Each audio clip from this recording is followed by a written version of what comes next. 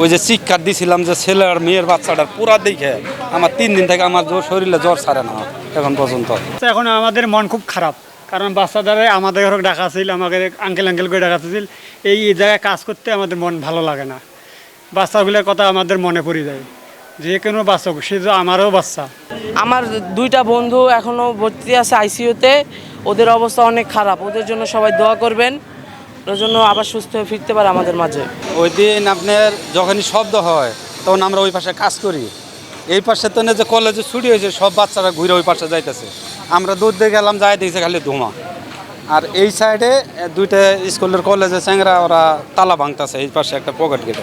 পরে আমরা সহযোগিতা করে ভাঙলাম, ভাঙ্গিয়ে মনে হয় যে একটা ছেলের খালি বেল পরানো আছে আর পুরা শরীর পুড়ে গেছে, একটা মেয়েরও পুরা শরীর পুড়ে গেছে।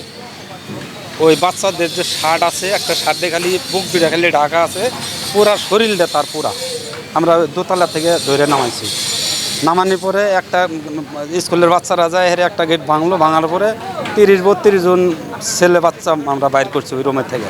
বাইর করার পরে এমন একটা ধোঁয়া হইল, উপরে আর কেউ থাকতে পারে না। তখনগা আমি দৌড় দিয়ে ওই যেখানে আগুন জ্বলতেছে ওইখানে গেলাম, যাই দিয়ে যে আর্মির পোশাক পিন্ধানো একটা মেয়ের মানে গলা তৈরি নাই, আগুন জ্বলতেছে। আমরা ওখানে যা দাঁড়াইলাম, দাঁড়ানি পরে ফায়ার সার্ভিসের লোক আসলো, আসার পরে আমাদের এখানে থাকতে দেন, আমাদের নাড়া থেকে বাইরে করে দিচ্ছে। একটা মানুষ গোটা শরীর পুইরে তার পিন্ধনে বস্ত্র নাই, এটা আতঙ্ক হবার কথা। তারপরও যে মানুষগুলো একাই ভিতর থেকে বাইরে আসছে, আমরা খালি দোতলা থেকে নামাই নিছি। এখানে আর হাজারি কোনো শব্দ নাই, এই পাশে যেগুলো ভাঙছে না খালি কান্না, খালি চিৎকার শোনা যাইতে আমাদের বাঁচাও, আমাদের বাঁচাও। একবারে তো আগুনটা ফাইটে গেছে, ধোঁয়া হওয়ার পরে 1 মিনিটের মধ্যে মনে করেন যে আগুনটা পুরাটা ছড়িয়ে গেছে।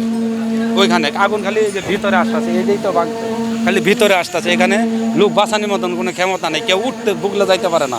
ককটেলের আগুন না, খালি দা করে জ্বলতেছে, আগুন খালি ভিতরে ঢুকতেছে, এখানে ঢোকার মতন ক্ষমতা নাই। আমরাই প্রথম আসছি এখানে, পরে ফায়ার সার্ভিসের লোক আসছে।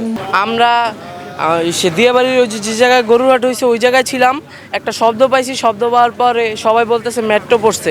পরে মেট্রো নিচে আসলাম, মেট্রো নিচে কিছু নাই। তারপরে এদিকে আসলাম, দেখলাম একটা প্লেন পড়ছে, সে সেনাবাহিনী আর অ্যাম্বুলেন্স একসাথে ঢুকতেছে, আগুন ধরে গেছে। পরে আমরা ঢুকলাম, ঢুকা এত গন্ধ, আর আমরা 2জন একবারে পুড়ে গেছে, কেউ নিতে চাইতেছে না। পরে আমি ওদের 2জনকে নিয়ে বাংলাদেশ মেডিকেলে গেলাম।